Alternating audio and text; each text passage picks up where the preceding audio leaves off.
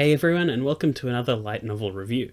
Same deal as always, I'll be going through the basic plot, evaluating the story, writing style, engagement factor, the illustrations, and how they help to enhance or detract from the narrative, and my own general enjoyment of the novel as a whole.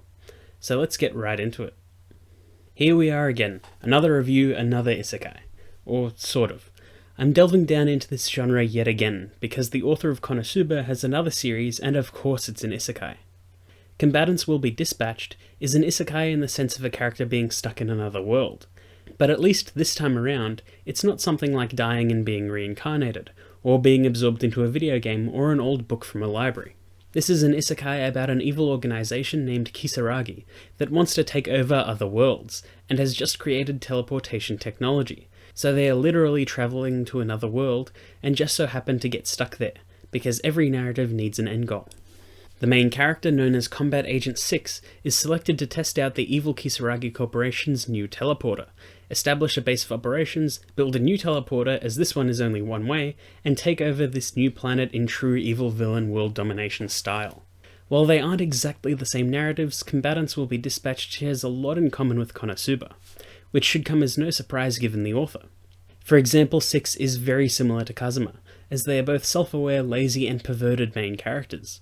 However, unlike Kazuma, 6 is really just doing his job, as he is awarded evil points for every villainous act, which can be redeemed by sending for additional supplies like weapons or tools. 6 isn't a straight-up villain though, he's more like a bumbling henchman with a slight conscience. Which basically means he's perpetually at a loss for points, because all he can do is petty villainy, like teasing, groping, and the occasional flashing. He's almost always reprimanded afterwards too, so the comedy helps balance out some of the more questionable acts. He's joined by a snarky android named Alice, a chimera with an insatiable appetite named Rose, a love fanatic and archbishop to a dark being named Grim, and the captain of the Royal Guard who spends all her money on cool swords, Snow. Each character bounces off one another well, and the core trio of 6, Alice and Snow are very good with their banter. As 6 and Alice try to establish themselves on this new world, they soon discover that it won't be as simple as befriending the people of the land and using them to their advantage.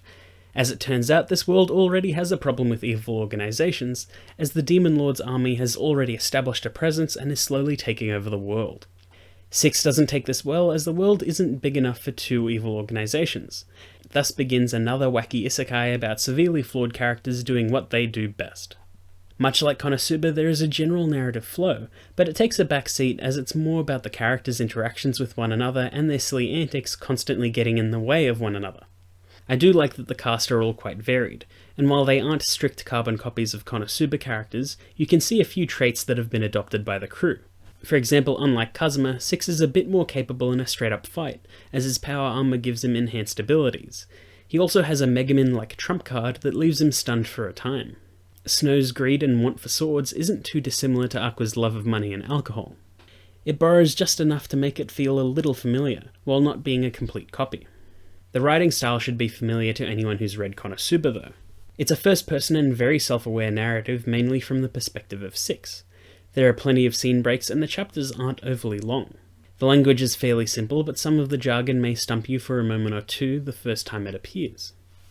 Dispatched is also another series where your enjoyment comes from seeing or reading other media in the same genre. If you've read or watched a lot of isekais, the parody elements are funnier, and if you've played a few RPGs, there are some good references too. But it's not as much of a parody of the genre as Konosuba was, so even if you're fresh to the genre, there's still a lot of fun to be had. That being said, if you don't like characters that are overly pervy, kind of scummy, or downright hot messes like Konosuba, then Combatants Will Be Dispatched may not be your kind of thing. The illustrations are a mix of character introductions, set pieces, and jokes. It's a good mix for the first volume of a novel series, and all of the designs are quite solid right out of the gate. While this is a completely different illustrator to Konosuba, I'll still bring it up here, as it wasn't until a few volumes in that the character designs seemed to have settled. A great example of this was Darkness's armor and how it would change patterns from time to time, which was fine as the story did have her change outfits quite often, but from an anime to light novel perspective, it was a little bit of a shock to see her design wasn't solidified until a little ways in. But so far as I'm 3 volumes into Combatants, it seems like all the designs have stayed consistent. Everyone has a pretty distinct look, although some of the initial illustrations behind the front cover can be a little busy. The art style is good and gives off the vibe that it would translate easily to manga or anime, which is great considering it already has a manga and the anime has been announced. The art also gives off the same vibe as Konosuba, even though they are completely different artists and styles. I say this because Konosuba has a running gag of beautiful women with flawed personalities, and the same thing translates here, both in writing and illustrations. Because of that, you get a sense that the illustrator knows what the author wanted, and translated their ideas rather well. Also, whether it was intended as a direct reference or not, I love the front cover of Combatants Will Be Dispatched, and it ties with Konosuba too. It's clean, colourful, and Agent 6 is just as worn out as Kazuma. Overall, I really liked Combatants Will Be Dispatched. It's a mouthful, but so is Konosuba's full title. It's a fun parody with a familiar writing style. It can stand perfectly on its own merits, but as I discovered it because of Konosuba, of course my impressions of it will be biased as a comparison between the two. But stepping away from it, I can see it for what it is, and what it is a lot of fun. Again, I can see a lot of people disliking it because of the characters and their personalities, but that's also the point of the whole thing. Konosuba wouldn't be nearly as good if the party was competent, and Combatants Will Be Dispatched wouldn't be nearly as entertaining if Agent 6 didn't need to keep playing the bad guy. As I mentioned, I'm already on volume 3 of the novel, and it's been a good ride so far. So if you've liked any of what I've just said, I'd say it's worth checking out. Thanks for watching that video, I hope you enjoyed it. Please don't forget to like, comment, and subscribe, as I won't know what you all like to see otherwise. Also, please let me know what you thought of any of the novels I've reviewed so far, and any novels you'd like me to get to in the future.